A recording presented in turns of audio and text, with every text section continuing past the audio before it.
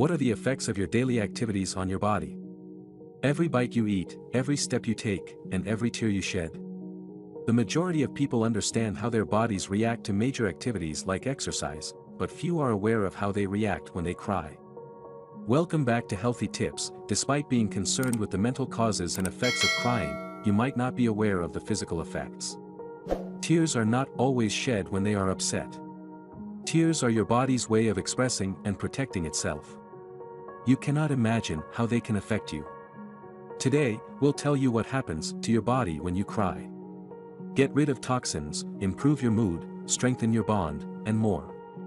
Keep watching to learn more. The first thing that you should do is to relieve stress.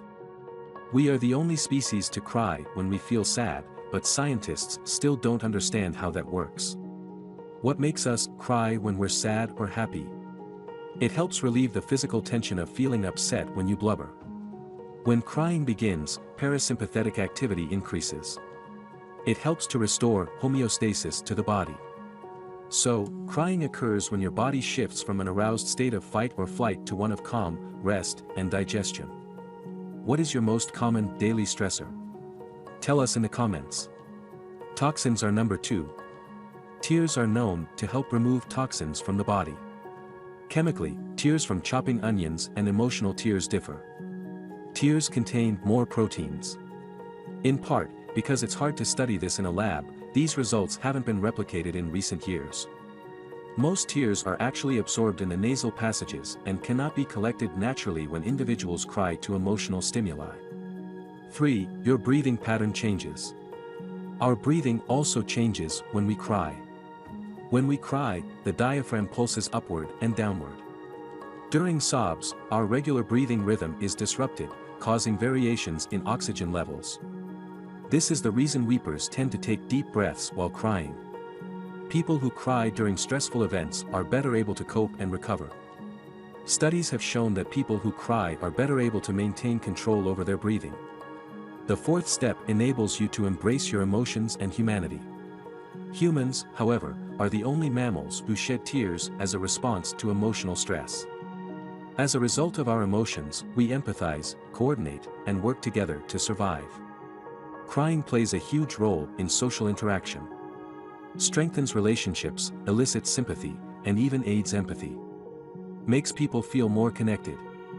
The 5th tip is good for your eyes. Tears have the biological function of keeping the eye moist or protecting it from dust and fumes. From a purely biological process, emotional tears have evolved into something more complex. Nevertheless, dry eyes can damage the cornea, causing pain and even blindness. However, excessive tears can actually irritate the eyes and cause them to become puffy and red. What does this have to do with emotional crying? According to a study of patients with dry eye Sjogren syndrome, their ability to understand their emotions was impaired. Sound interesting? Don't forget to subscribe to all of our great content and join our millions of followers. Here is number 6. It helps you relax. Crying is often associated with sadness, but it can actually improve your mood. It releases stress hormones. Crying lowers your stress levels, which can boost your immune system and help you sleep better. After a deep cry, you should feel better. This is because these hormones have left your body. It's number 7. There's a lump in your throat. When you feel a lump in the back of your throat, it may be a sign of an impending crystal. According to researchers, it is caused by a struggle between the sympathetic nervous system and the parasympathetic nervous system over the glottis. People often experience it when trying to hold back tears. During stressful or threatening situations, the sympathetic nervous system controls flight or fight. In order to conserve energy, digestion and urination are halted in order to conserve energy. In order to get more oxygen, the glottis expands. On the other hand, the parasympathetic division tries to return the body to its normal state by closing the glottis. Basically, the lump in the throat is due to a collection of muscles working together at the same time to open and close the glottis. 8. Strengthens bonds between you and others. Through tears, we show our vulnerability. We often cry when we are close to supportive people, promoting an empathetic response and emotional connection. Because we don't like to show weakness to strangers, we save our tears instead of crying in their presence.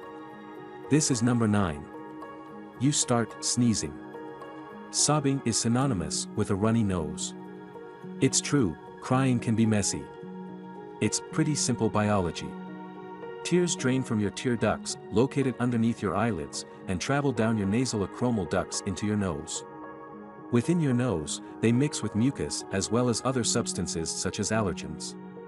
The tears drain and mix with the mucus already present, so you're not making more mucus. If you produce more tears than you drain, they spill down your face and can cause a stuffy nose. 10th, heals grief. If you've experienced grief, you know it is a process that takes time to move through various stages. It is possible to overcome grief by crying. Some people find comfort in crying during this process, although it is not for everyone. Crying can lessen the severity of physical or emotional pain. While you cry, endorphins are released, numbing the pain and giving you a feeling of calm. As well as self-soothing, this process also reduces the intensity of pain. This is number 11. It is not surprising that crying evolved as a way for an infant to get the attention of their mothers. Infants are helpless beings. They are unable to cling to fur like other primates or follow their mothers like ducks. Babies and children cry for help in a way that is both visible and addresses a specific caregiver who can see them. Adults have adapted this biological function to an emotional one. Tears from adults, like vocal crying, convey the message, "I need you." This is a reaction to helplessness, which is the opposite of fight or flight. The 12th one lowers blood pressure. Crying has been found to lower blood pressure and pulse immediately following therapy sessions during which patients vented and wept. Blood pressure can damage the heart and blood vessels and lead to strokes. Heart failure and even dementia are possible. Additionally, it lowers manganese levels in the body, a mineral that affects mood, and is found in much higher concentrations in tears than in blood. In some cases, elevated manganese levels are associated with anxiety, irritability, or aggression. When your blood pressure is high, it's very significant to recognize these signs so that you don't suffer from serious health problems. Fighting infection is number 13. You can develop dry eyes if you don't cry for a long time. This can cause discomfort and make you more susceptible to infection. Crying will keep your eyes free of infection and more lubricated. Get the support you need with number 14. If you are feeling down, you may isolate yourself or not share your struggles with others. Crying, however, alerts those closest to you that you need help. Crying for help does not cease when you're an infant. It can continue even as an adult. People can grow your support circle when they see that you're struggling. Number 15 helps restore emotional balance. When you cry, you feel lighter and better. Most of us like sleeping afterwards because it soothes the mind. Stressors are released, and your mind is much calmer. But you need to be cautious if you or anyone you know cries out of the blue. You may need medical intervention if this occurs. Overall, don't pay any attention the next time you are judged for crying because it is all for your own good. Excessive crying at small things can actually signal underlying mental health issues.